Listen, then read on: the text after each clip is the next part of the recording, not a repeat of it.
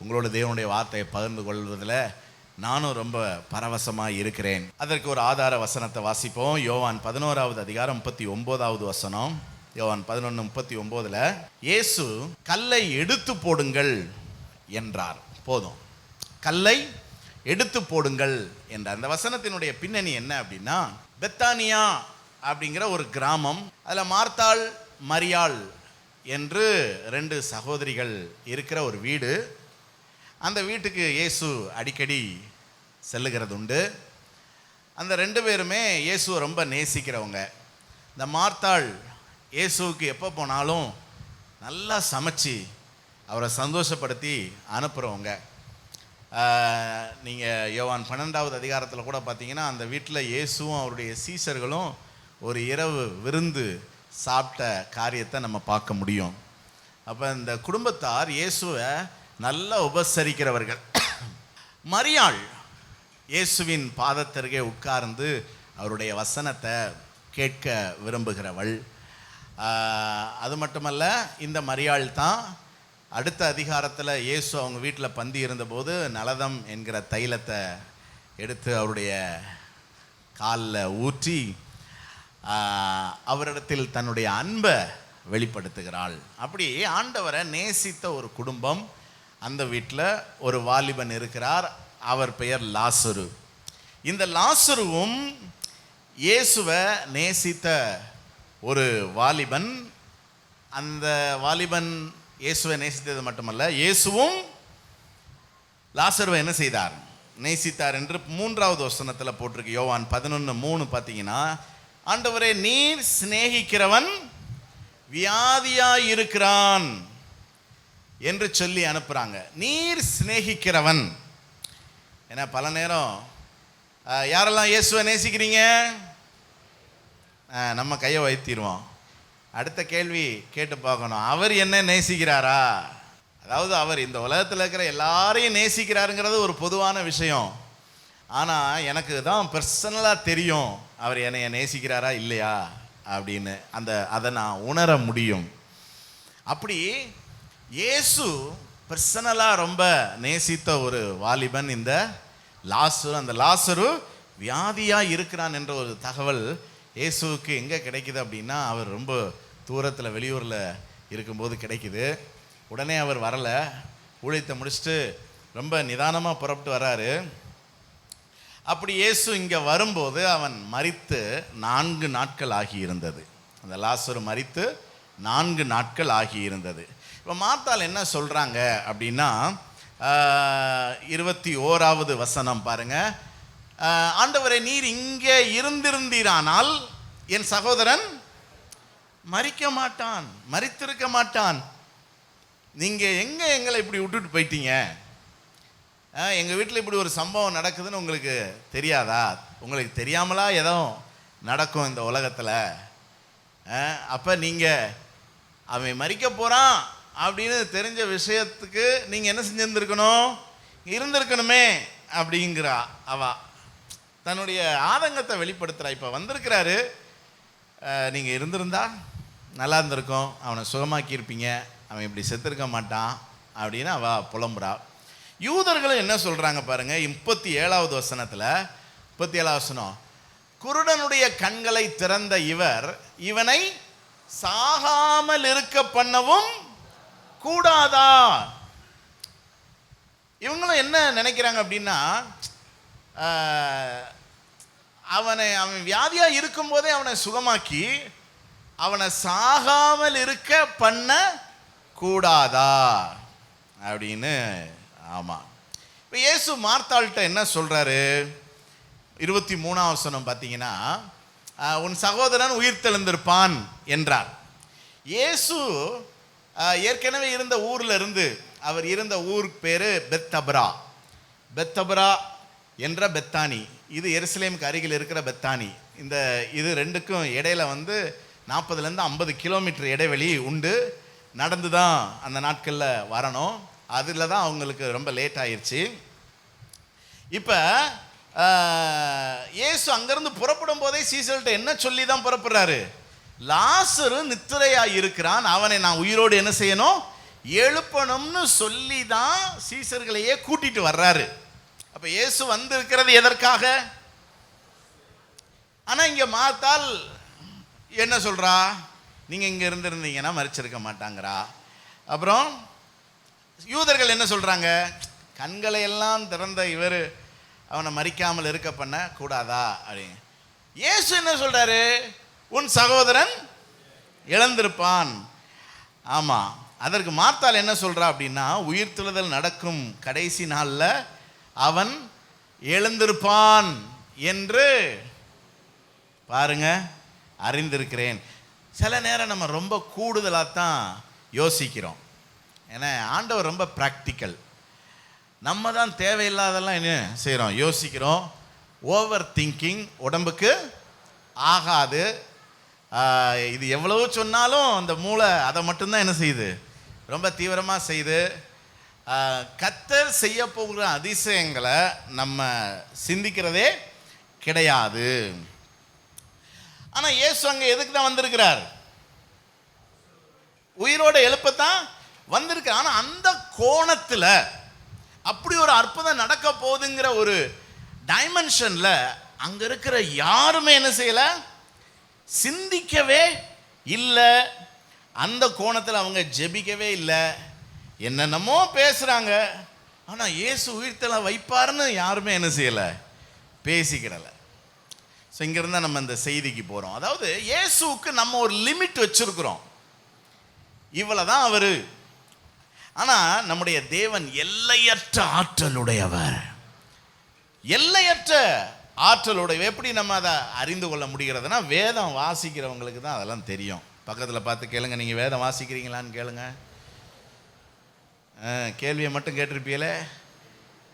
பாருங்க, பைபிள் வாசிக்கிறவங்க தான் இயேசு எவ்வளவு எல்லையற்ற ஆற்றல் உடையவர்னு தெரியும். அவங்க தான் இயேசுவை மற்றவங்க யோசிக்கிறத தாண்டி யோசிப்பாங்க. இப்போ இயேசு பாருங்க, குஷ்டரோகியை தொட்டு என்ன செய்தார்? என்ன அற்புதம் பாருங்களேன்.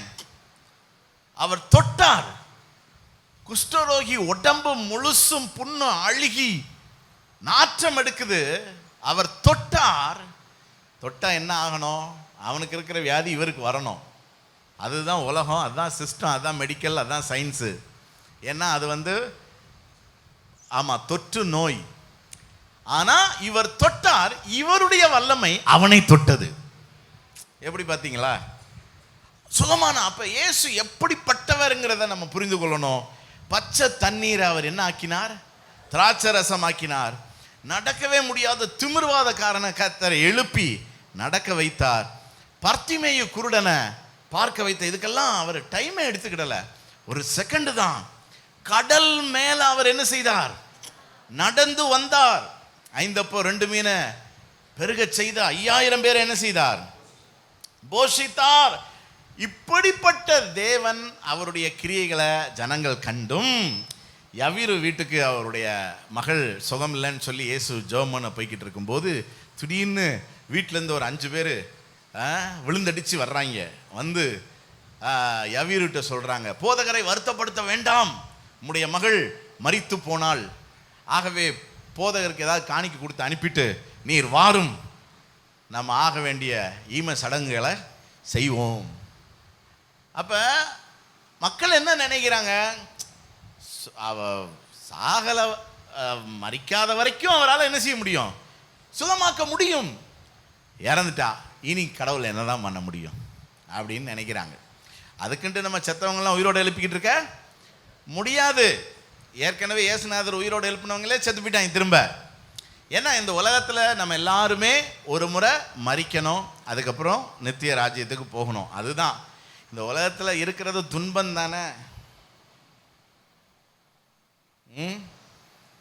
ஏதோ நமக்கு கடமைகள் நிறையா இருக்குங்கிறது, பொறுப்புகள் நிறையா இருக்குதுங்கிறதுனால நம்ம என்ன, ஆமாம், அந்த பவுல் சொல்லல, பாரம் சுமந்து தவிக்கிறோம் சொல்லலையா?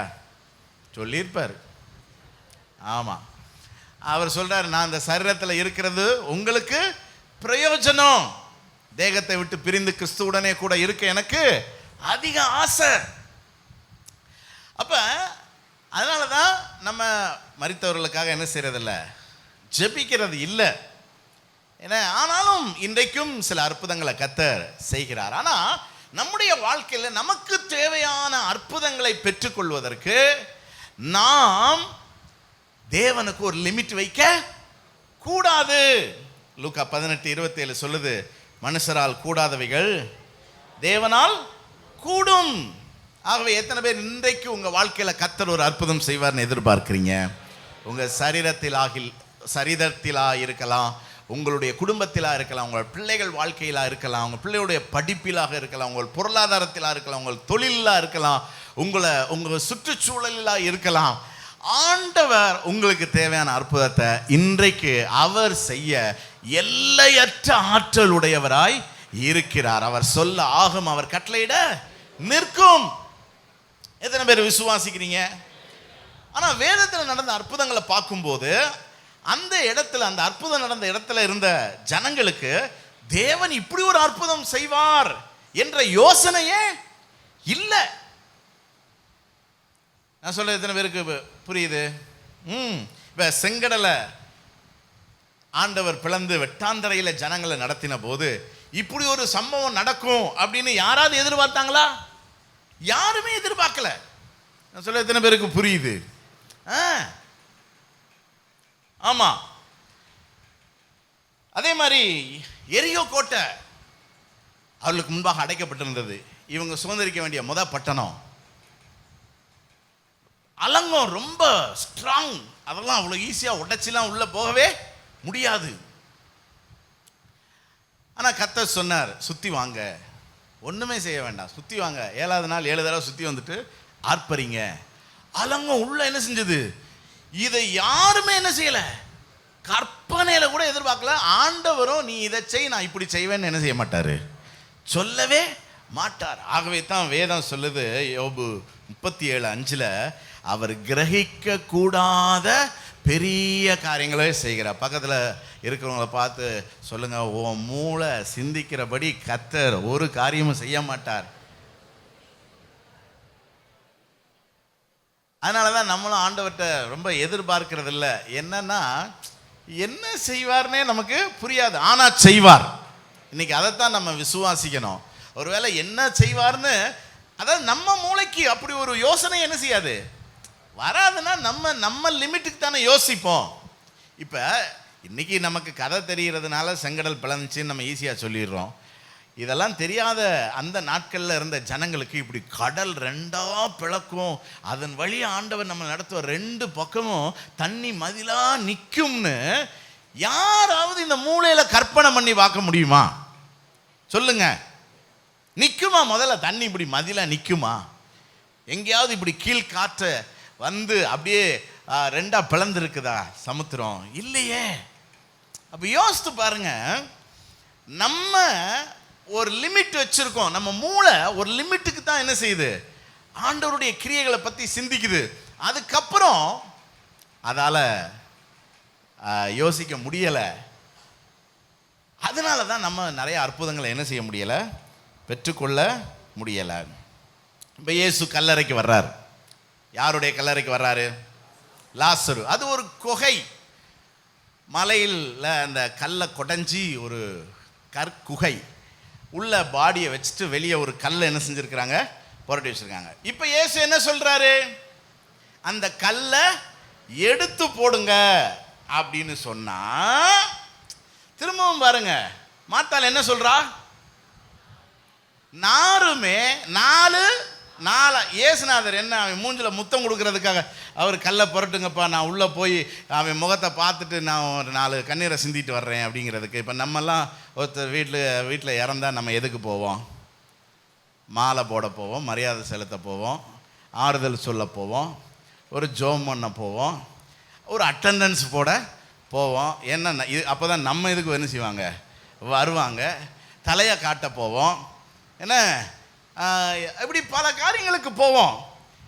அது மாதிரி இயேசு வந்திருக்கிறார். 4 நாள் ஆச்சு, அடக்கம்லாம் பண்ணி சடங்கு எல்லாத்தையும் முடிச்சாச்சு. இப்போ வந்தவரை வாங்க கல்லறை போய் பார்த்துட்டு வரோம்னா நம்மளும் கூப்பிட்டு போவோம். போய் என்ன செய்வோம், இந்த இதாங்க கல்லறை அப்படின்னு காட்டுவோம். ஓ இதுதான் கல்லறையா? இப்போ ஏசு சொல்கிறார், இந்த மண்ணெல்லாம் எடுத்துகிட்டு பெட்டியை தூக்குங்க அப்படிங்கிறாரு. என்ன செய்வேள்? சிம்பிள். அதே தான் அவ செய்கிறா. கல்லை புரட்டுங்கன்னா விட மாட்டேங்கிறா. ஏய் எதுக்கு உள்ள வச்சு மண்ணை போட்டாச்சுங்க, இப்போ பாடியெல்லாம் எடுக்க முடியாதுங்க அப்படிங்கிறா. அப்ப இயேசு என்ன செய்ய நினைக்கிறாரு, இவன் என்ன யோசிச்சுக்கிட்டு இருக்கா பாருங்களேன். அதுதான் இன்னைக்கு நமக்கு இருக்கிற பிரச்சனை. நம்ம ஏன் ஒரு லெவலுக்கு தாண்டி ஒரு ஆசீர்வாதத்துக்குள்ள போக முடியல? ஏன் ஒரு லெவல் தாண்டி நம்ம உயர முடியல? ஏன் ஒரு லெவல் தாண்டி ஒரு பெரிய அற்புதத்தை தேவனிடத்திலிருந்து பெற்றுக்கொள்ள முடியல அப்படின்னா, என் தேவன் சகலத்தையும் செய்ய வல்லவர் அப்படின்னு என்ன செய்ய முடியல, யோசிக்க முடியல. அதனாலதான் கல்லை எடுக்க சொன்னா என்ன செய்ய மாட்டேங்கிறா, கல்லை எடுக்க மாட்டேங்கிறா. ஆமா. ஸோ நம்ம வாழ்க்கையிலும் அற்புதம் எப்போது நடக்கும்னு ஒரு 3 காரியத்தை நான் சொல்ல போறேன். முதல் காரியம் என்ன அப்படின்னா, நாம் செய்ய வேண்டியவைகளை செய்ய வேண்டும். எப்போ அற்புதம் நடக்கும்? உங்க வாழ்க்கையில் என்ன அற்புதம் தேவை கொஞ்சம் யோசிங்க. அது எவ்வளோ பெருசாகவும் இருக்கலாம். அதை அவர் செய்ய வல்லவர். ஆனால் அதற்கு ஆண்டவர் முதல்ல நம்மகிட்ட எதிர்பார்க்கிறது என்னன்னா, நீ செய்ய வேண்டியதை நீ செய், நான் செய்ய வேண்டியதை நான் செய்கிறேன். யோவான் 11:39 இயேசு என்ன செய்ய சொன்னார்? கல்லை எடுத்து போடுங்கள். பாருங்க, தேவன் உலகத்தை சிருஷ்டிக்கிற வரதான் அவரே எல்லாத்தையும் செஞ்சார். அதுக்கப்புறம் மனிதனை உருவாக்கினதுக்கு அப்புறம் இந்த உலகத்தில் அவர் செஞ்ச அத்தனை கிரியையும் மனிதனோட கொலாபரேஷன் வச்சு தான் பண்ணார். மனிதனோட கூட்டணி வச்சு தான் பண்ணார். எதையுமே அவர் தனியாக என்ன செய்யலை, பண்ணலை. நீங்கள் வேணாலும் கவனிச்சு பாருங்கள். இந்த உலகத்தில் தேவன் செய்த கிரியைகள், இப்போ உதாரணத்துக்கு நோவாட்ட, நான் உன்னை ரட்சிக்க போகிறேன், ஏன்னா இந்த சந்ததியில் உன்னை நான் நீதிமானா கண்டேன். ஆனால் நீ என்ன செய்யணும்? பேழையை செய்யணும். பாருங்க, பேழை செய்கிறது ஈஸியாக கஷ்டமா? ரொம்ப கஷ்டம். ஆனால் என்ன செய் பாருங்க, நம்ம கூட கானான் தேசத்தை வாங்கி போட்டோம், ரொம்ப கஷ்டம். இப்போ அங்கே ஒரு பெரிய ப்ராஜெக்ட் இருக்குது, கோடி கணக்கில், ரொம்ப கஷ்டம். ஆனால் சொல்றாரு, நான் இந்த ஊரை ரட்சிக்க போறேன், நீ பேழையை கட்டு. பார்த்தீங்களா? இப்பவே பிரேக்கை போடுறீங்க. நம்ம உற்சாகமாயிடக்கூடாது. இவர் நம்மகிட்ட இருக்க எல்லாத்தையும் உருவிட்டு விட்டுருவாரு. ஆனால் வேற வழி இல்லை, நம்மளை கொண்டு தான் கத்த செய்ய போறாரு. நம்மளை கொண்டு தான் கத்த செய்ய. ஐயோ, பக்கத்தில் பார்த்து இவர் என்னத்தை பேசிக்கிட்டு இருக்காருன்னு கேளுங்க பார்க்கலாம். இவர் என்னத்தை பேசிக்கிட்டு இருக்காரு? என்ன பேசுறாரு? சிவகாசியை ஆண்டவர் ரட்சிக்க போறாரு. அதனால ஆண்டவர் சொல்றாரு, கானான் தேசத்துல பேழைய கட்டு, சபைய கட்டு. நீ செய்யறத நீ செய், நான் செய்யறத நான் செய். எத்தனை பேருக்கு சிவகாசி ரட்சிக்கப்படணும்னு ஆசை இருக்கு? அப்ப ஆண்டவர் சொல்ற, நீ செய்யறத நீ செய்ய, நான் உன்னை ரட்சிக்க நான் வாஞ்சியா இருக்கிறேன். நீ உன் குடும்பம் அத்தனையும் நான் ரட்சிக்க போறேன். ஆனா நீ என்ன செய்யணும் பாருங்க. சமுத்திரத்தை ஆண்டவர் பிளந்து ஜனங்களை நடத்துறது அவர் பிளான், வெளியே சொல்லலை. இவ பிரச்சனையே அதுதானே. எதையுமே அவர் என்ன செய்ய மாட்டேங்கிறார், நமக்கு வெளியே சொல்லவே மாட்டேங்கிறார். ஏன்னா அவர் சொன்னார்னா நம்ம அவர் செய்யறதுக்கு முன்னாடியே டன்றா அடிச்சு விட்டுருவோம் இந்த உலகம் முழுசுக்கும். ஆண்டவர் எனக்கு சொல்லிட்டாருன்னு. அப்புறம் அவங்கெல்லாம் கடுப்பாயிரும். என்ன உனக்கு மட்டும் என்ன பெருசா, அப்புறம் அவருக்கு சங்கடமாக போயிடும். அதனால தான் ஆண்டவர் எல்லாத்தையும் சஸ்பென்ஸாகவே என்ன செய்வார். இப்போ மோசையை பார்த்து ஆண்டவர் சொல்றாரு, நீ கையை நீட்டி பிளந்து விடு. கோலை நீட்டி. இதுல என்ன லாஜிக் இருக்கு சொல்லுங்க? என்ன லாஜிக் இருக்குது? ஆளுக்கு ஒரு 30 லட்சம் பேர் இருந்தாங்கல்ல, ஆளுக்கு ஒரு பக்கெட் எடுத்துட்டு போய் அந்த கடல் தண்ணியெல்லாம் எடுத்து அங்கிட்ட ஊத்துங்கடா அப்படின்னா கூட ஒரு லாஜிக் இருக்குது. கம்ப நீட்டு அப்படின்னா என்ன லாஜிக் இருக்கு? ஆனா ஆண்டவர் சொல்ல, நீ நீட்டினா தான் அது என்ன செய்யும், நடக்கும். நீ நீட்டினா தான் நடக்கும். பாருங்க. அப்புறம் மோசேயை பார்த்து அந்த மலையை அடின்னாரு. ஓரேப்ல மலை என்ன செய்ய அடி. தண்ணி என்ன செய்யும்? தண்ணி வேணுமா? நீ மலைய நம்ம என்ன சொல்கிறோம்? ஏன் அதை நீங்களே கொடுக்க கூடாதா? நீங்களே அடிச்சுக்கோங்க, நீங்களே கோலை நீட்டிக்கோங்க, நீங்களே ஒரு பேலையை கட்டித்தாங்க. ஆண்டவர் சொல்லிட்டார், நீ செய்கிறத செஞ்சா நான் செய்கிறத செய்கிறேன், நீ செய்கிறத செய்யலைன்னா எனக்கு என்ன வேலை? பாருங்க, ஆசாரியர்களுடைய கால்கள் யோர்தானில் பட்ட மாத்திரத்தில் அந்த தண்ணி மேலிருந்து ஓடி வந்த தண்ணீர் ஆதாம் ஊர் வரை குவியலாக நின்றது. ஆண்டவர் அங்க ஒரு கண்களுக்கு புலப்படாத ஒரு டேமை கட்டி விட்டாரு, இன்விசிபிள் டேம். ஓடி வந்த தண்ணி அப்படியே நிக்குதுங்க, அப்படி சுத்திக்கிட்டு அப்படியே நிக்குது. என்ன ஆச்சரியம் பாருங்க, ஆசாரியனுடைய கால்கள் தண்ணீரில். அப்ப ஆண்டவர் என்ன சொல்றார்? உடன்படிக்கை பெட்டியை தூக்கிக்கிட்டு நீ போய் காலை வையி, நீ செய்யறத செய்யி, நான் செய்யறத செய்கிறேன். கற்சாடிகள்ல ஆண்டவர் சொன்னா தண்ணியை நிரப்பு. உனக்கு திராட்சை ரசம் வேணுமா வேண்டாமா? அப்ப நீ என்ன செய்ய? தண்ணியை நிரப்பு. 5000 பேர் உட்கார்ந்துருக்கான் சாப்பிட்றதுக்கு, உங்கள்கிட்ட என்ன இருக்கு அப்படின்னு கேட்குறாரு. 5 அப்பம் 2 மீன். இப்போ நான் என்ன கேட்குறேன், இந்த 5 அப்பம் 2 மீனை கொண்டு போஷிக்கிறவர் ஒன்றுமே இல்லாமலும் போஷிக்க முடியுமா முடியாதா? முடியும். புரியுதா? வானத்திலிருந்து இப்பயும் எங்கெங்கேயோ மீன் மலையெல்லாம் பெய்யுதுன்னு சொல்கிறாங்க, கேள்விப்பட்டியலா? வருத்தப்படாதீங்க. என்னடா நம்ம வீட்டில் ஒரு மழையும் பெய்ய மாட்டேங்க, நம்ம வீட்டில் தண்ணியே என்ன செய்ய மாட்டேங்கி, மழையே பெய்ய மாட்டேங்க, என்ன செய்ய? ஆமாம். அது மாதிரி ஆண்டவர் வானத்திலிருந்து அந்த ஏரியா மட்டும் அப்பமும் மீனும் அப்படி உள்ற மாதிரி செய்ய முடியுமா முடியாதா? முடியுங்க. இயேசு கடைசி நாட்களில் சீசரில் கடற்கரைக்கு வந்து பார்க்க வந்தபோது அவங்களாம் பசியாக இருக்காங்கன்னு, பிள்ளைகளே வந்து போஜனம் பண்ணுங்கன்னு கூப்பிட்றாரு. போனால் அங்கே அப்பமும் பொரிச்ச மீனும் இருக்குதான். இவர் எங்கே போய் அப்பம் சுட்டாரு, எங்கே போய் மீனை பொரிச்சிட்டு வந்தார்? யோசித்து பாருங்க. இப்போ தேவன் வானத்திலிருந்தே எல்லாத்தையும் போட முடியும். ஆனால் ஆண்டவர் நான் செய்ய மாட்டேன், உன்கிட்ட என்ன இருக்குது, இருக்கிறத கூட நான் தாரேன். நீங்கள் தேவனை புரிஞ்சுக்கிடணும். நீங்கள் ஆண்டவருக்காக எதையும் செய்யாமல் ஆண்டவர் உங்களுக்காக எதையும் செய்ய மாட்டார். பக்கத்தில் பார்த்தவங்க, நீ ஆண்டவருக்காக என்ன செய்கிற? நீ பல் வளர்க்குறது, சாப்பிட்றது, தூங்குறது, எந்திரிக்கிறது, அப்புறம் உனக்கு அவர் சுகம் தரணும், உனக்கு அவர் காலை அமுக்கி விடணும், உனக்கு பாதம் கல்லில் இடராதபடி அவர் உன்னை சுமந்துட்டு போகணும், உனக்கு முடி கொட்டக்கூடாது, உனக்கு முகத்தில் சுருக்குல கூடாது, கருப்பாக இருக்கிறவன் வெள்ளையாக தரணும், அல்லது வெள்ளையாக இருக்கிற உனக்கு கருப்பு, என்னது கருப்பாக இருக்கிறவனுக்கு வெள்ளை பொண்ணு வேணும், எல்லாம் செய்யணும். நீ ஆண்டவருக்காக என்ன செய்கிற பாருங்க. இது என்னமோ பெரிய அர்ப்பணிப்பின் செய்திலாம் நினைக்காதீங்க, இது வெரி பிராக்டிக்கல். உங்க வாழ்க்கையில தேவனுடைய அற்புத கிரியை நடக்கணும்னா நீங்க செய்ய வேண்டியதை என்ன செய்யணும்? செய்யணும். பிரச்சனை என்ன? பிரச்சனை என்ன? இவ சொன்ன மாதிரி தான், கல்லை எடுத்து போடுங்கன்னா போட வேண்டியதானே. லாசருவை எழுப்பி கொண்டு வாங்கன்னா சொன்னாரு. எது ஈஸி? கல்லை எடுத்து போறது ஈஸி. ஆண்டவர் என்னைக்குமே ஈஸியான விஷயத்தை தான் நமக்கு என்ன செய்யறாரு, கஷ்டமானதெல்லாம் அவர் செய்யறாரு. ஆனா அந்த ஈஸியானதை கூட செய்யக்கூடாத அளவுக்கு நம்ம இருதய கடினம் உள்ளவர்களாக சோம்பேறிகளாக இருக்கிறதுனால தான் கர்த்தர் கடுப்பாயிரா. அப்படி ஆண்டவர் அந்த ஒரு தாளந்து உள்ளவனை பார்த்து சொன்னார், பொல்லாதவனும் சோம்பேறியுமான ஊழியக்காரனே, நரகத்தில் தூக்கி போட்டாரு.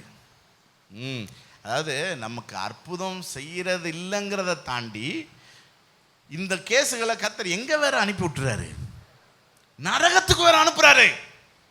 புரியுதா? பக்கத்தில் பார்த்து கேளுங்க, நீ ஏதாவது அற்புதத்தை ஆண்டவர்கிட்ட வாங்கியிருக்கியா? வாங்கியிருந்தீங்கன்னா நீ அதுக்கு முன்னாடி ஆண்டவருக்காக எதையோ பண்ணியிருக்கணும்னு அர்த்தம். புரியுதா? அப்படி நீ ஒன்றும் பண்ணலை அப்படின்னா எங்கே தான் போற? நரகத்துக்கு தான் போற. ஏங்க, இந்த உலகத்தில் ஆண்டவர் அவருடைய பிள்ளைய நம்மளை வாழ வச்சிருக்கிறது எதுக்காக? நம்ம மூலம் அவருடைய மகிமை என்ன செய்யணும், நம்ம மூலம் அவருடைய கிரியை என்ன செய்யணும், நம்ம மூலம் அவருடைய வல்லமை என்ன செய்யணும், ஜனங்கள் நம்ம தேவன் சர்வ வல்லவர் என்பதை என்ன செய்யணும், பார்க்கணும். எத்தனை பேருக்கு புரியுது சத்தியம்? அப்படி நம்ம அவருடைய மகிமை வெளிப்பட வாய்ப்பே இல்லாத அளவுக்கு மரக்கட்டையா இருந்தோம்னு வச்சுக்கோங்களேன், தூக்கி எங்க ஓட்டுருவார்? நரகத்தில் போட்டுருவார். நான் சொல்றது புரியுதா உங்களுக்கு? ஏங்க, மோசே கையில் வச்சிருந்த அந்த காஞ்ச கோல்லையே ஆண்டவருடைய மகிமை வெளிப்படும்னா, உங்க மூலம் என் மூலம் கர்த்தருடைய மகிமை வெளிப்படுமா வெளிப்படாதா? ஆண்டவருடைய மகிமை வெளிப்படுற மாதிரி உங்க வாழ்க்கையில ஏதாவது பெரிய அற்புதம் என்ன செய்யணும்? இங்க கூட லாசர் உயிரோடு எழுந்த போது பைபிள்ல போட்டிருக்கு, யூதர்கள் அநேகர் அவரிடத்தில் விசுவாசம் வைத்தார்கள். எதை காண்கிறாங்க? மார்த்தாள் மரியாள் வீட்டில் ஒரு அற்புதம் நடந்துருச்சு. ஆமா, பக்கத்துல பார்த்து சொல்லுங்க, உங்க வீட்டில் ஒரு அற்புதம் நடக்க போகுது. உங்க வீட்டை சுத்தி இருக்கிறவங்கலாம் பார்த்து பிரமிக்கிற அளவுக்கு அற்புதம் நடக்க போகுது. அதன் மூலமா ஜனங்கள் நம்ம ஆண்டவர் என்ன செய்ய போறாங்க? நம்ப போறாங்க. அதுதான் தேவ திட்டம். புரியுதா உங்களுக்கு? உங்களுக்கு ஆண்டவர் அற்புதம் செய்யணும்னு அவருக்கு என்ன இருக்கே? உங்களுக்கு ஆண்டவர் அற்புதம் செய்யறது மூலமா அவர் யாருன்னு இந்த தேசம் என்ன செய்யணும்? அறியணுங்கிறதான் தேவனுடைய திட்டம். புரியுதா? அதற்கு நம்ம என்ன செய்யறோங்கிறதான் கேள்வி. நம்ம எப்படி கர்த்தரை ஆராதிக்கிறோம், எப்படி நம்ம ஆராதனைக்கு வர்றோம், அதெல்லாம் ஆண்டவர் பார்க்கிறாரு. காலைல எழுந்துச்சு ஜோம் பண்றோமா, வேதம் வாசிக்கிறோமா, கேர்சலுக்கு போறோமா, பரிசுத்தமா இருக்கிறோமா, உபவாசித்து ஜெபிக்கிறோமா, இதெல்லாம் ஆண்டவர் பார்க்கிறாரு. நீ என்ன பண்ற? கவனிங்க, நீங்க ஆண்டவருக்காக செய்ய வேண்டியதை செய்யலைன்னா ஆண்டவர் உங்களை என்ன செய்ய மாட்டார். உங்களோட கர்த்தர் பேசிக்கிட்டே தானே இருக்கிறாரு. என்ன செய்யணும்னு பேசுறாரா? அப்பப்ப அவர் என்ன செய்ய சொல்றாரோ அதை செய்யுங்க. அதுக்கு பின்னாடி ஒரு அற்புதம் இருக்கு, அதுக்கு பின்னாடி ஒரு ஆசீர்வாதம் இருக்கு, அதுக்கு பின்னாடி ஒரு மேன்மை இருக்கு, அதுக்கு பின்னாடி ஒரு மகிமை இருக்கு. ரெண்டாவது, ஆண்டவர் அற்புதம் செய்யறதுக்கு தடை என்ன அப்படின்னா நம்முடைய அவிசுவாசம். நம்முடைய யோவான் 11:40 நீ விசுவாசித்தால் தேவனுடைய மகிமையை காண்பாய் என்று நான் சொல்லவில்லை. இதைத்தான் ஆண்டவர் அன்னைக்கு சொன்ன, நீ விசுவாசி, தேவனுடைய மகிமை என்ன செய்வ? பாருங்க, இந்த அவிசுவாசம் என்பது விசுவாசத்துக்கு எதிர்ப்பதம். அதாவது absence of faith is unbelief. விசுவாசம் இல்லை அல்லது விசுவாசம் குறைகிறது அப்படின்னா அங்கே என்ன வெளிப்படும்? அவிசுவாசம் வெளிப்படும். விசுவாசமும் அவிசுவாசமும் கிரியையில தான் வெளிப்படும். உங்களுக்குள்ள விசுவாசம் இருந்தா கிரியையில வெளிப்படும், அவிசுவாசம் இருந்தாலும் கிரியையில வெளிப்படும். விசுவாசம் இல்லைன்னா என்ன கிரியையில வெளிப்படும்? அவிசுவாசம் கிரியையில வெளிப்படும். இந்த அவிசுவாசம் அது ஒரு கல் மாதிரி இயேசு அற்புதம் செய்ய எப்படி இருக்குது? தடையாக இருக்குது. இப்ப ஆண்டவர் சொல்றாரு, அந்த தடைய, அந்த வாழ்க்கையில் இருக்கிற அவிசுவாச தடையை நீ என்ன செய்யி? அப்புறப்படுத்து. அதை நீ தான் அப்புறப்படுத்தணும். விசுவாசித்தால் தேவனுடைய மகிமையை காண்ப. பக்கத்தில் இருக்கிறவங்க பார்த்து உங்களுக்கு எவ்வளோ விசுவாசம் இருக்குன்னு கேளுங்க பார்க்கலாம். பதிலே சொல்லியிருக்க மாட்டாங்களே. அவனிய நிறைவான விசுவாசம் வேணும். குறைவான விசுவாசமும் அவிசுவாசம் தான். அவனிய அவிசுவாசம்ங்கிறது பாவம், தெரியுமா உங்களுக்கு? நீங்க விசுவாசிக்கலனா அது பெரிய பாவம். வெளிப்படுத்தல் 21:8 பயப்படுகிறவர்களும், அடுத்து என்ன போட்டிருக்கு? அவிசுவாசிகளும். அவிசுவாசின்ன உடனே நீங்க சபைக்கு வெளியே இருக்கிறவங்களை நினைச்சிடாதீங்க. விசுவாச குறை உள்ளவர்கள், சபைக்குள்ள இருந்துகிட்டு கர்த்தரை நம்பாதவங்க, அவங்க எங்க போவாங்களாம்? இரண்டாம் மரணமாகி அக்கினியும் கந்தகம் எரிகிற அக்கினி கடலிலே பங்கடைவார்கள். பார்த்தீங்களா? அப்ப நாம் ஆண்டோர் மேல எப்படிப்பட்டவர்களா இருக்கணும்? விசுவாசம் உள்ளவர்களா இருக்கணும். நான் சொல்றது புரியுதா? ஆமா. ஒரு உதாரணம் பாருங்களேன். மார்க் 9:17 ஜனக்கூட்டத்தில் ஒருவன் இயேசுவை நோக்கி, போதகரே, ஊமையான ஒரு ஆவி பிடித்த என் மகனை உம்மிடத்தில் கொண்டு வந்தேன். அது அவனை எங்கே பிடித்தாலும் அவனை அலைக்கழிக்கிறது, நுரை தள்ளி பல்லை கடித்து சோர்ந்து போகிறான். துரத்தி விடும்படி உம்முடைய சீசரிடத்தில் கேட்டேன், அவர்களால். பாருங்க, பக்கத்து வீட்டுக்காரன் யார்கிட்ட போட்டு கொடுக்குறான்? ஆண்டவரே, எங்கள் வீட்டில் பிரச்சனை, பக்கத்து வீட்டில் நான் சொன்னேன் இந்த கர்மேல் விசுவாசி ஜோம் பண்ணி என் பிரச்சனையை சரி பண்ண முடியலை. கேட்டால் பாஸ்டர் தான் வரணுங்குது. பாஸ்டர் கேட்டால் வெளியூர் போயிட்டாரு. அல்லது வரமாட்டேன் பக்கத்தில் இருக்கிற விசுவாசியை கூப்பிட்டு ஜோம் பண்ணுங்கிறாரு. ஆனால் அந்த விசுவாசி ஜோம் பண்ணி எனக்கு பிரச்சனை சரியாகலன்னு போட்டு கொடுத்துட்டா அப்படின்னா நீங்கள் எந்த லிஸ்ட்டில் சேர்ந்துடுறீங்க? அவிசுவாசி லிஸ்ட்டில் சேர்ந்துடுறீங்க. விசுவாசிக்கிறவர்களால் நடக்கும் அடையாளங்கள் ஆவன, என் நாமத்தினால பிசாசுகளை துரத்துவீர்கள். திரும்ப திரும்ப கடைசியாக சில வாரங்களாக கர்த்தர் இதையே தான் பேசிக்கிட்டு இருக்கார். ஏன்னா கர்த்தர் நம்மை கொண்டு பெரிய காரியங்களை செய்கிறதுக்காக நம்மை ஆயத்தப்படுத்திக்கிட்டு இருக்கிறாரு. அதனால் என்னுடைய ஜெபமெல்லாம், ஆண்டவரே என் விசுவாசி மூலம் அற்புதம் நடக்கணும், என் விசுவாசிகள் மூலம் பிசாசு ஓடணும், என் விசுவாசிகள் ஜோம் பண்ணா நோய் சுகமாகணும், எங்கள் விசுவாசிகள் ஜோம் பண்ணா கடன் பிரச்சனை மாறணும், எங்கள் விசுவாசிகள் ஜோம் பண்ணா சமாதானம் வரணும், எங்கள் விசுவாசிகள் ஜோம் பண்ணா அற்புதம். யாரை பற்றி பேசிக்கிட்டு இருக்கேன்? உங்களை பற்றி தான் பேசிக்கிட்டு இருக்கேன். இங்கே அப்படித்தான் நான் சொன்னேன் ஜெப குறிப்பு. இந்த அக்கா ஜெபம் பண்ணாங்க, ஒன்றுமே நடக்கலைன்னு போட்டு விட்டாங்க. இப்போ என்ன சொல்கிறார் பாருங்க அவர் பிரதியுத்தரமாக, விசுவாசம் இல்லாத கர்மேல் சபையாரே. என்ன விசுவாசம்? எது வரைக்கும் நான் உங்களோடு இருப்பேன், எது வரைக்கும் உங்களிடத்தில் பொறுமையாய். இதெல்லாம் கேட்கும்போது உங்களுக்கு எத்தனை பேருக்கு பயம் வருது? நான் உன் கூட இருக்கிறேன், நீ இப்படி அவிசுவாசமாக இருந்தீன்னா நான் எதுக்கு உன் கூட இருக்கணும்? அது லாஜிக்கான கேள்வி தானே. ஆண்டவர் எதுக்குங்க நம்ம கூட இருக்கணும் சொல்லுங்கள்? நம்ம மூலமாக ஏதாவது நடக்கணும்ல, கொஞ்சம் யோசிங்க. ஆண்டவர்கிட்ட சொல்லுங்கள், ஆண்டவரை என் மூலம் ஏதாவது நடக்கணும் ஆண்டவரே. பிற எதுக்கு இயேசு நம்ம கூட இருக்கிறாரு? என்ன இப்போ எனக்குள்ளே இருக்கிறார். எனக்குள்ளே இருக்கிற தேவன் யார்? அளவற்ற ஆற்றலுடையவர். அப்போ எனக்குள்ளே இருக்கிற தேவன் என்னை சுற்றி இருக்கிற ஜனங்களுக்கு நன்மை செய்ய விரும்புகிறார். ஆனால் அதுக்கு நானே எப்படி இருக்கிறேன்? தடையாக இருக்கிறேன். ஏன்னா எனக்குள்ளே என்ன இருக்குது? அவிசுவாசம். அவிசுவாசம். என்ன அவன் என்னிடத்தில் கொண்டு வாங்குங்கிறாரு. 21 வசனம், அவர் அவனுடைய தகப்பனை நோக்கி, எவ்வளோ காலமாயிற்று? சிறு வயதிலிருந்து உண்டாயிருக்கிறது. இவனை கொல்லும்படி அநேக நேரம் தீயிலும் தண்ணீரும் ஏதாவது செய்யக்கூடுமானால். இங்கே 22 வசனம் பாருங்க, நீர் ஏதாகிலும் செய்யக்கூடுமானால் எங்களுக்கு உதவி செய்ய வேண்டும் அப்படின்னதுக்கு ஆண்டவர் என்ன சொல்றாரு பாருங்க. இயேசு அவனை நோக்கி, நீ விசுவாசிக்க கூடுமானால் நீர் ஏதாவது செய்ய விரும்புறீரா அப்படின்னு கேட்டா, நீ விசுவாசிக்க ஆயத்தமா? என்னை பத்தி நீ கேட்காத, உன்னை பத்தி தான் நான் கேட்க வேண்டியிருக்கு. உனக்கு விசுவாசம் இருக்கா? நீர் ஏதாகிலும் எனக்கு செய்யக்கூடுமா? உன்னால விசுவாசிக்க கூடுமா? உனக்கு விசுவாசிக்க கூடும்னா என்னால் செய்யக்கூடாத அதிசயமான காரியம் ஒண்ணுமே இல்லை. நான் உன் வாழ்க்கையில அதிசயம் செய்யக்கூடாதபடிக்கு தடையா இருக்கிறதே யாருதான்? நீதான். நீதான். பாருங்க, இது ஆண்டவர் நமக்கு ரொம்ப துக்கத்தோட நம்ம கிட்ட பேசுற விஷயம். உன் மூலமா அல்லது உனக்கு ஒரு அதிசயத்தை நான் செய்யணும்னு நினைக்கிறேன், தடையா இருக்கிறது யாரு? இப்ப அவன் சொல்றான் பாருங்களேன், உடனே பிள்ளையின் தகப்பன், விசுவாசிக்கிறேன் ஆண்டவரே. நம்ம கேசு, விசுவாசிக்கிறேன் ஆனாலும் என் அவிசுவாசம் நீங்கும்படி எனக்கு. நம்ம மிக்சர் மாதிரி வச்சிருப்போம், விசுவாசத்தையும் வச்சிருப்போம் அவிசுவாசத்தையும் வச்சிருப்போம். அதனால இவன் என்ன சொல்றான்? விசுவாசிக்கிறேன், அதாவது இங்க விசுவாசம் இருக்கு, இங்க அவிசுவாசம் இருக்கு. அதனால அவன் இன்னும் சொல்றான், அவிசுவாசம் நீங்கும்படி எனக்கு உதவி செய்யும் என்று. இப்ப அந்த மாதிரி ஜெபம் பண்ணுங்க நீங்க. ஏன்னா இவனுடைய அவிசுவாசத்தினால யாரு செத்து போவா? பிள்ளை, மகன். மகனுக்கு ஒரு அற்புதம் நடக்கணும்னா இவனுக்குள்ள இருக்கிற அவிசுவாசம் போகணும், இவனுக்குள்ள விசுவாசம் வரணும். இப்ப நான் சொல்றது புரியுதா? உங்க வீட்டில் இருக்கிறவங்க ரட்சிக்கப்படாம இருக்கிறதுக்கு காரணம் யாரு?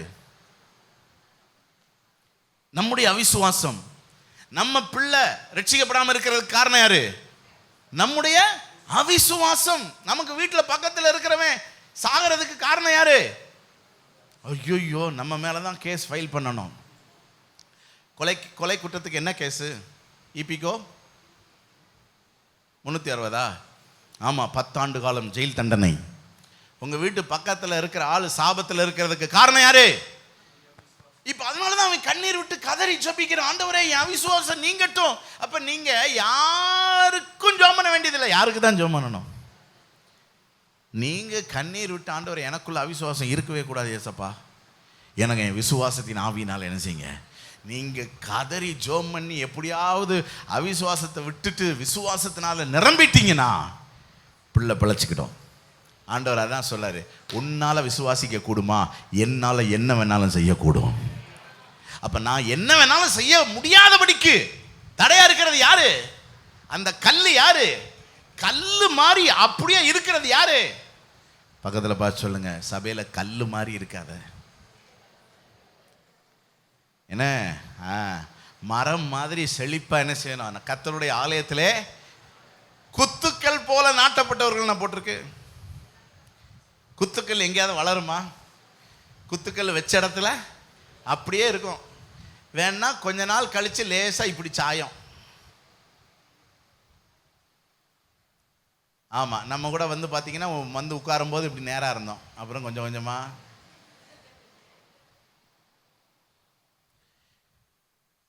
மரம்னா பாருங்க, அதான் என்ன செய்யும், அப்படி அப்படி சல சல சல சலன்னு அசைஞ்சிக்கிட்டே இருக்கணும். எங்க அப்படி காட்டுங்க பார்க்கலாம், சல சல சல சல சல சல.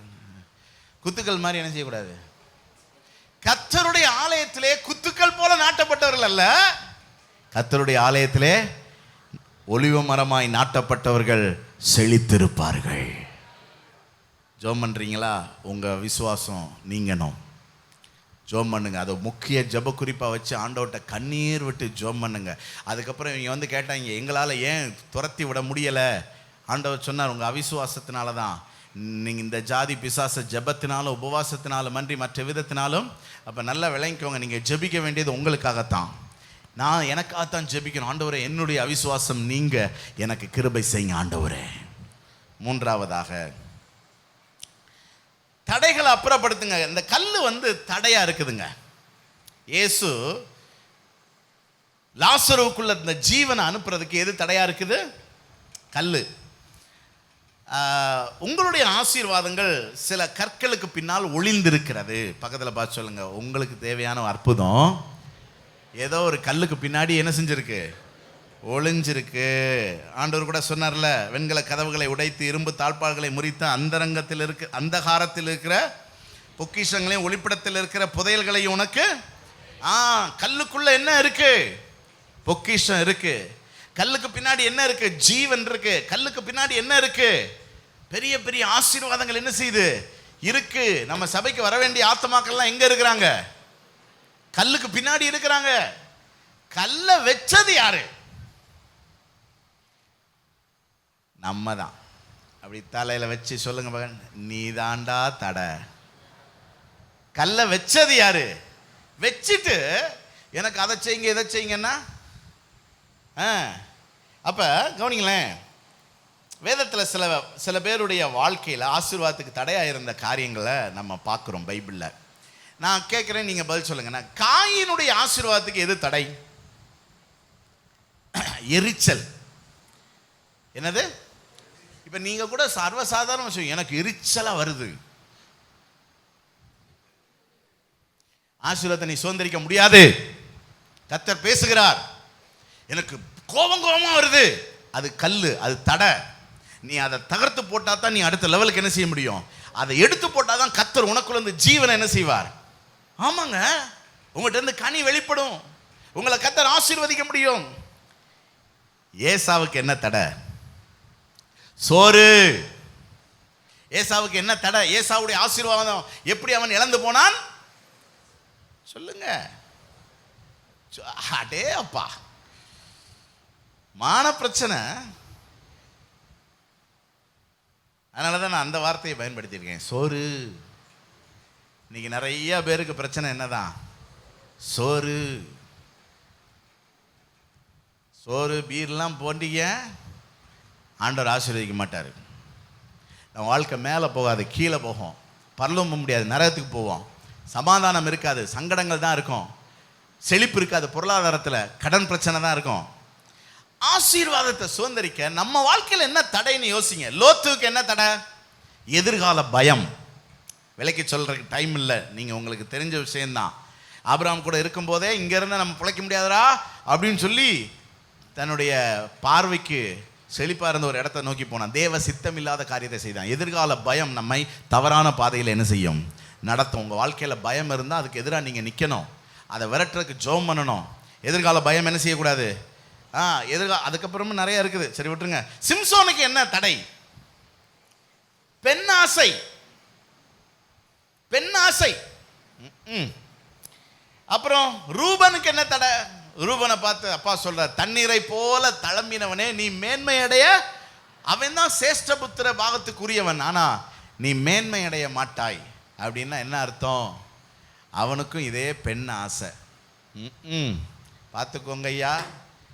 ஆமாம், அந்த மாதிரி பாவம் இருந்துச்சுன்னா, விபச்சார வேசித்தனம் அல்லது அது சம்பந்தப்பட்ட காம விகாரம் எந்த இது இருந்தாலும் நீ வாழ்க்கையில் முன்னேற முடியாது, நீ ஜெயிக்க முடியாது, நீ படிக்க முடியாது, நீ சாதிக்க முடியாது, நீ பரிசுத்தமாக இருக்க முடியாது, நீ முன்னேற முடியாது. ஆண்டவர் சொல்ற, அந்த கல்லை தூக்கி போடு, அந்த கல்லை புரட்டி போடு. அதை உன்னால் மட்டும்தான் முடியும். ஏன்னா உனக்கு தானே தெரியும், நீ யார்ட்டையும் சொல்லவும் மாட்டேங்கிற. நான் செய்கிறேன்னு செய்யவே இல்லைன்ற. அப்போ நான் என்ன பண்ணுறது? புரட்டு புரட்டு. சவுலுக்கு என்ன பிரச்சனை? பொருளாசை, பண ஆசை. புரியுதா உங்களுக்கு? ஆமாம், அப்படியே அந்த இதை பார்த்தோன்னே ஆசை. இவன் ராஜாவாக இருக்கிறான், இவனுக்கு கிடைக்காததா? ஆனால் அமலேக்கியரை எல்லாரையும் சங்கரி எல்லாத்தையும் சுட்டெரிச்சிரு அப்படின்னா ஆடு மாடுகளை பார்த்தோன்னே வாயை பழந்துட்டான். பண ஆசை, பொருளாசை, பெருமை. சவுலுக்கு இருந்த இன்னொரு பெரிய தடை என்னது? பெருமை. பக்கத்தில் இந்த எருமை உனக்கு இருக்குதான்னு கேளுங்க. பெருமை என்ற எருமை உன்கிட்ட இருக்குதா? கவனிங்க, பெருமை இருக்கக்கூடாதுங்க. பெருமை ஒரு தடை. தேவன் உங்களை பயன்படுத்துறதுக்கு, தேவன் உங்கள் வாழ்க்கையை ஆசீர்வாத, தேவன் உங்களை உயர்த்துறதுக்கு, தேவன் உங்கள் வாழ்க்கையில் அற்புதம் செய்கிறதுக்கு பெருமை ஒரு தடை. பெருமை எப்படி வெளிப்பட்டுச்சு தெரியுமா? பாஸ்டர் சொல்கிறத கேட்குறதில்ல, அதுக்கு பேர் தான் பெருமை. நீங்கள் உடனே ரொம்ப தாழ்மையாக இருக்கமே நினச்சிருவீங்களே. இவர் சொல்லி நான் கேட்குறதா? நான் சொல்கிறது தான் பாஸ்டர் என்ன செய்யணும். அப்படி தான் அவன் செஞ்சான். ஆமாய்யா, தப்பு பண்ணிட்டேன், இப்போ என்ன, வா என் கூட வந்து ஜெயஸ்தம்பத்துக்கு வா, சோத்திர கூட்டம் நடத்த போகிறேன், நீ வா. சோத்திர கூட்டம் நடத்த போகிறேன் நான் சொல்லி நீங்கள் வரணுமா? நீங்கள் சொல்லி நான் வரணுமா? ஸோ எந்த ஃபங்க்ஷனாக இருந்தாலும் சரி, யார் டேட் கொடுக்கணும்? பாஸ்டர் தான் டேட் கொடுக்கணும். அப்போ தான் பாஸ்ட்.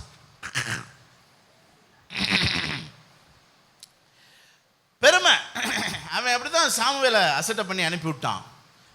பெருமை. அடுத்து மார்த்தாளுக்கு என்ன பிரச்சனை? எங்கே சுற்றினாலும் பாஸ்ட் மேட்ருக்கு வந்துடுவார். ஏன்னா இங்கே நிறையா மார்த்தாள்கள் என்ன செய்கிறோம், பேருக்கு ஒரே மார்த்தாள். அந்த மார்த்தாள் சிஸ்டர் ரொம்ப நல்ல சிஸ்டர். ஆமாம், ஆனால் நம்ம பைபிளில் இருக்கிற மார்த்தாள்கள் நிறைய பேர் என்ன செய்கிறோம். இங்கே அவளுக்கு என்ன பிரச்சனை? பற்பல காரியங்களை குறித்து கவலை. கவலையை தூக்கி எறிங்க. யூதாஸ் காரியத்துக்கு என்ன தடை? திரும்ப பண ஆசை. அனனியா சப்பீராளுக்கு என்ன பிரச்சனை? பொய். வாயை திறந்தா பொய். பொய் சொல்ற வரைக்கும்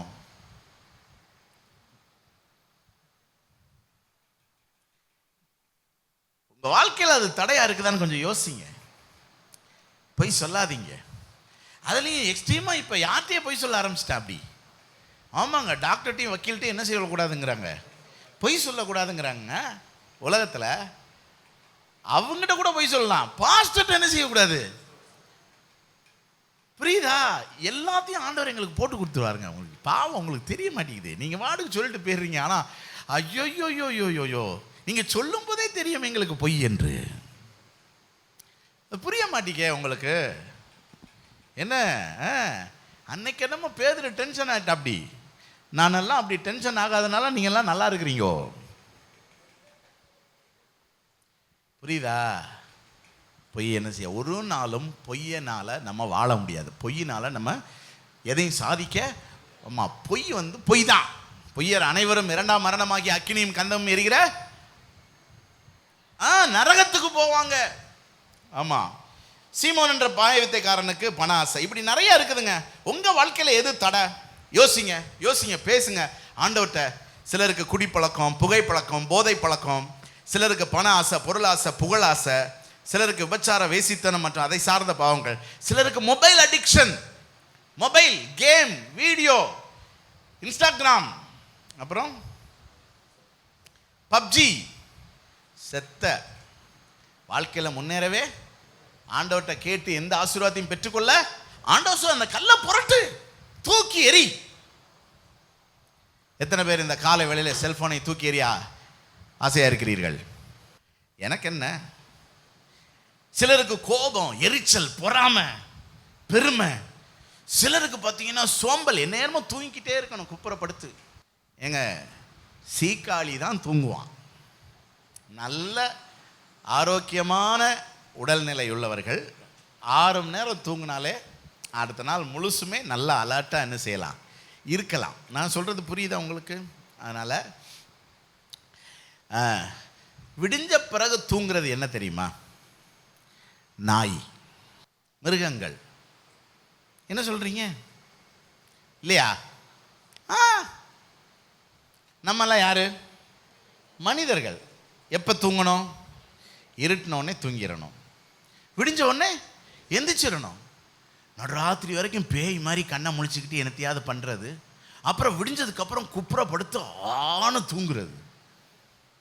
நான் மிருகங்கள் அல்ல. நம்ம யார்?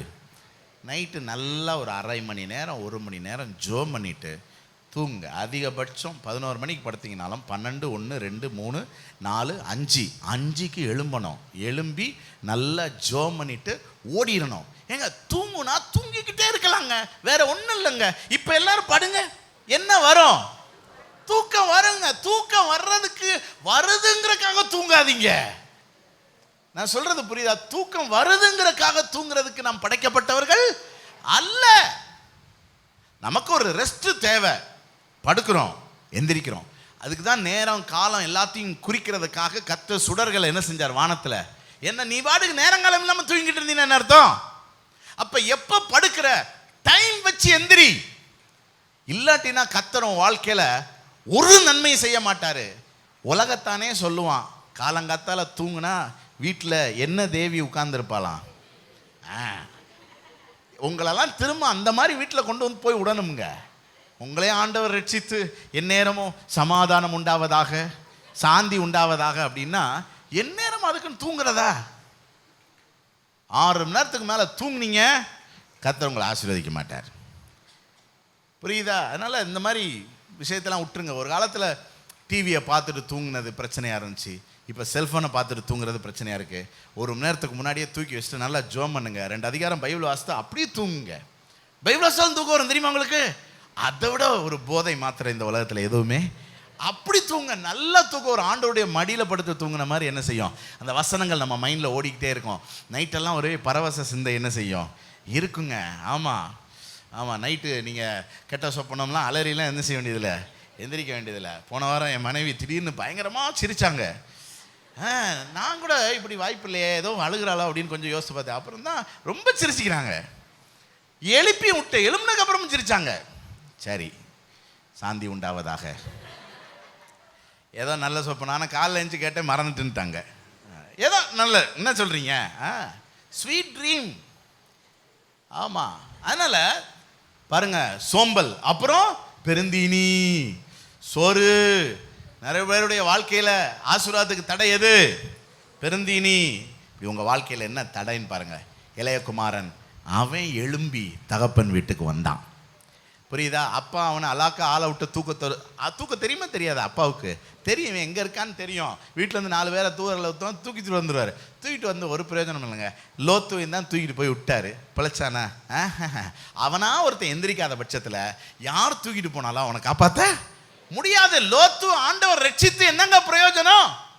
அதே நேரம் லோத்துவுக்கு ஒரு உணர்வு வரணும். ஐயோ, நான் அந்த சோதோமில் இருக்கக்கூடாது, நான் ஓடணும். அப்படி உணர்வு அடைஞ்சிருந்தான்னா நேராக ஆபிரகாம்கிட்ட போய் சரண்டர் ஆயிருந்திருப்பான், நல்லா இருந்திருப்பான். இன்னைக்கு வரைக்கும் அவன் சந்ததி நல்லா இருந்திருக்கும் பாருங்க. அவன் பாருங்க. அதனால யாரோ ஒருத்தர் நமக்கு உதவி செய்யணும்னு நினைக்காதீங்க. நீங்க எழும்புங்க, நீங்க கல்லை புரட்டி போடுங்க. உங்க வாழ்க்கையில எது தடையா இருக்குது, எது தேவனுக்கு பிரியமில்லாத காரியம் இருக்குது, எது அடிமைத்தனமா இருக்குது, தூக்கி எறிங்க. முடியுமா முடியாதா? முடியும். இளையகுமாரன் எழும்பி வந்தான் அப்பா வீட்டுக்கு. அப்பா அற்புதம் செஞ்சாரு. நீங்களும் தூக்கி போட்டீங்கன்னா உங்க வாழ்க்கையில் ஒரு அற்புதம் என்ன செய்யும், நடக்கும். ஒரு அல்லேலூயா சொல்லுங்க.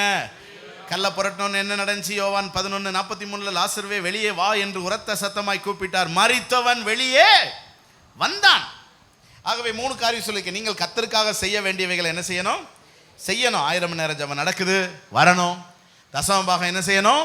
கொடுக்கணும். அப்போதான் கர்த்தர் ஆசீர்வதிப்பார். தனி ஜெப தியானம் நமக்கு அவசியம். 2வது, அவிசுவாசம் உங்களை விட்டு என்ன செய்யணும்? நீங்கள் அதுக்காக ஜெபம் பண்ணுங்க. 3வது, ஆசீர்வாதத்துக்கு தடையாக உங்கள் வாழ்க்கையில் காணப்படுகிற எந்த பாவ காரியங்களையும், எந்த தேவனுக்கு பிரியமில்லாத காரியத்தையும் தூக்கி என்ன செய்யணும்? எத்தனை பேர் கர்த்தர் உங்களுக்கு அற்புதம் செய்வார்னு விசுவாசிக்கிறீங்க? எல்லாரும் எழும்பி நிற்போமா?